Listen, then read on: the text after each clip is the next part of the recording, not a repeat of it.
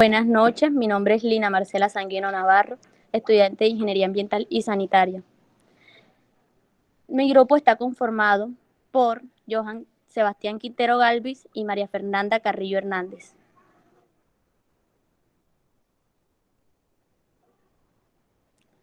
Hoy hablaremos de la fuerza magnética entre dos conductores rectos. La fuerza magnética ejercida entre dos conductores rectilíneos por los que circula una corriente eléctrica está contenida en el plano que forman ambos conductores y es perpendicular a los mismos. Si por dos conductores circula una corriente, cada uno sufrirá el efecto del campo magnético del otro. Si la corriente es en igual sentido, aparece una fuerza de atracción entre ambos. De acuerdo con lo anterior, se puede concluir que dos conductores paralelos que transportan corrientes del mismo sentido se atraen. En la siguiente imagen se puede decir que si los alambres son recorridos por corrientes de sentido contrario, se repelen. Bueno, en el siguiente caso, dos conductores rectilíneos paralelos por los que circulan dos corrientes eléctricas del mismo sentido, I1 e I2, tal y como se muestra en la figura que podemos ver, ambos conductores generan un campo magnético uno sobre el otro, dando lugar a una fuerza entre ellos, que explicaremos en la siguiente diapositiva. Bien, entonces tenemos que para calcular el valor de dicha fuerza, en primer lugar, sostiene, según la ley de Biot-Savart, que esta ley indica que el campo magnético creado por corrientes eléctricas estacionarias es una de las leyes fundamentales de la magnetostática. Entonces, tenemos que el campo magnético producido por el conductor 1 sobre el 2, que vendrá por la ecuación B, que es la intensidad del campo magnético, el símbolo que no muy bien sé el nombre, lo vamos a llamar U, que es la permeabilidad magnética del vacío, y la I, que es la intensidad de corriente que circula. De resto, pues este es el signo pi y la R de radio. Bueno, este campo magnético ejerce sobre un segmento L del conductor 2 por el que circula una corriente de intensidad I2, una fuerza cuyo módulo será el ya calculado en el apartado 2.3, perdón, para conductores rectilíneos. Y como podemos ver, la ecuación, que en este caso tenemos F, que es fuerza, y ya el de resto, y la L, que significa momento angular. Bien, dado que tal y como se observa en la imagen anterior, que es esta, el campo magnético es perpendicular al conductor.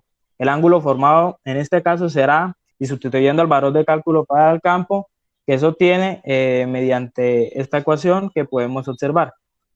Ahora, si calculamos la fuerza que ejerce el conductor 2 sobre el conductor 1, llegaríamos exactamente al mismo valor, utilizando esta ecuación. Bueno, le daremos algunos ejemplos el cual mi compañero resolvió. Dos conductores rectos y paralelos están separados por 20 centímetros. Por ello circulan sendas corrientes de 5 amperios y 4 amperios. Calcula la fuerza por unidad de longitud que actuará sobre cada conductor en los siguientes casos. A. Cuando ambas corrientes tienen el mismo sentido. La expresión de la fuerza magnética entre ambos conductores es la ecuación que aparece en pantalla y mi compañero lo explicó anteriormente, lo cual esta fuerza será atractiva, pues ambas corrientes tienen el mismo sentido. Y ven, cuando ambas corrientes tienen sentido contrario, disculpen. La fuerza será la misma que el caso anterior, como ya lo explicó mi compañero, con la diferencia que en este caso la fuerza será repulsiva por tratarse de corrientes con distintos sentidos.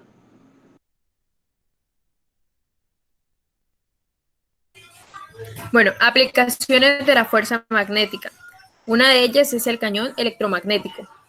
Para demostrar la fuerza que ejerce un campo magnético sobre una corriente eléctrica, se construye un dispositivo consistente en un potente imán que produce un campo de 500 Gauss o un campo magnético que es igual a 0,0005, sobre cuyo polo norte se pegan dos raíles hechos con láminas de cobre. La porción de conductor es una varilla de cobre dl, que es el momento angular, que es igual a 15 centímetros de longitud. La corriente se suministra mediante una descarga de arco de corriente eléctrica igual a 60 amperios. La corriente y el campo son perpendiculares, por lo que la fuerza sobre la varilla es fuerza magnética, que es igual a corriente eléctrica por el campo magnético y por el momento angular. Y esto es un resultado de 0,45 newtons. Bueno, les hablaré sobre la rueda de Barlow. La rueda de Barlow es un disco de cobre que está situado entre los polos de un imán y cuyo borde está en contacto con un pequeño depósito de mercurio. Se conecta con una batería entre el eje de la rueda y el depósito de mercurio y se observa que la rueda empieza a girar alcanzando la velocidad angular límite constante. La rueda de Barlow es reversible en el sentido de que si se quita la batería y se hace girar aplicando una fuerza externa, se puede medir la corriente inducida generada. En la página titulada Un disco, motor y generador eléctrico, estudiaremos con detalle el papel jugado por la corriente inducida en el movimiento de la rueda de Barlow.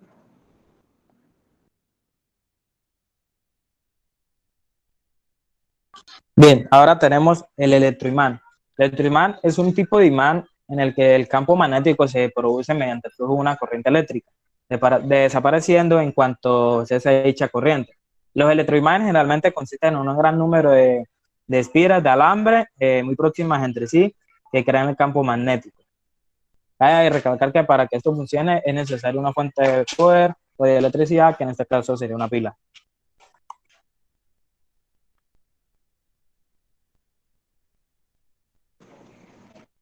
La historia de el científico Dan Sandquist descubrió en 1820 que las corrientes eléctricas crean campos magnéticos.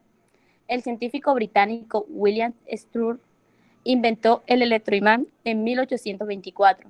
Su primer electroimán fue una pieza de hierro en forma de herradura que estaba envuelta con un total de 18 arrollamientos de alambre de cobre, por el cual el cable aislamiento no existía todavía en ese entonces.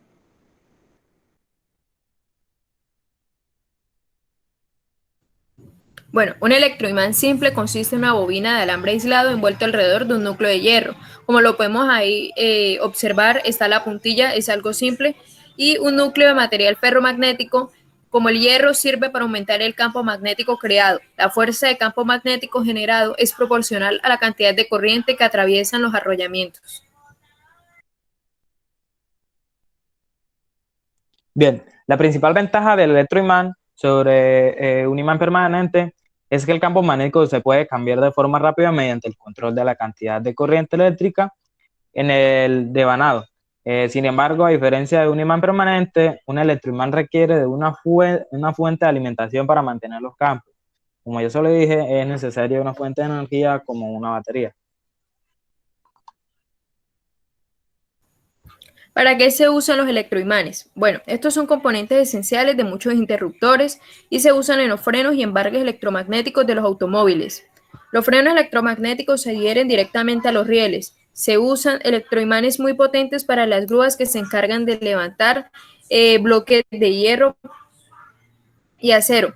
Estos se utilizan en las chatarrerías y centros de reciclaje donde separan magnéticamente metales.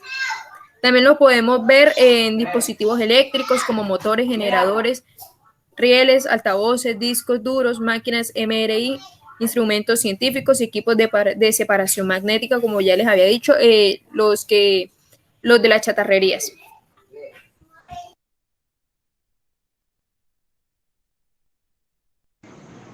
El altavoz. Primero que todo, un altavoz es un transductor electroacústico utilizado para la reproducción de sonido. Su comercialización dio en 1925. Desde entonces y tras 9 décadas hasta hoy en día, 2021, sigue siendo el más utilizado. Además de ser el altavoz más usual, también es más barato, por lo cual puede que sea una relación por lo cual se vende más. El altavoz dinámico sigue el proceso de transducción inverso al cual se utiliza el micrófono para la captación del sonido de ese mismo. Bien, ahora tenemos las partes de un altavoz. Un altavoz está constituido principalmente por 4 partes, que son la bobina, el imán, el cono membrana y la suspensión.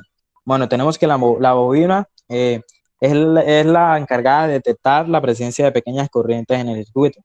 El imán es, después de que la bobina es la que recibe las señales eléctricas, el imán atrae y repele a la bobina según la señal y la intensidad.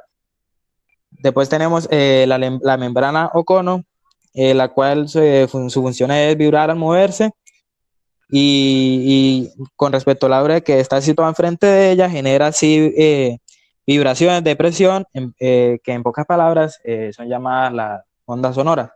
Y por último tenemos la suspensión, que su función es centrar el diafragma en el centro del hierro y limitar el movimiento y otorgarle fuerza al diafragma para que vuelva a su punto cero de excursión.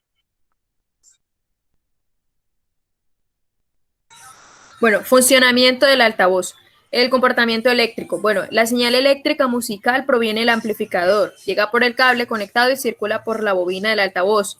Al estar la bobina dentro del campo magnético de un imán, la circulación de la corriente eléctrica provoca que se creen fuerzas magnéticas de atracción y repulsión, lo que hará que la bobina se desplace hacia adelante y hacia atrás, según varíe la señal eléctrica musical.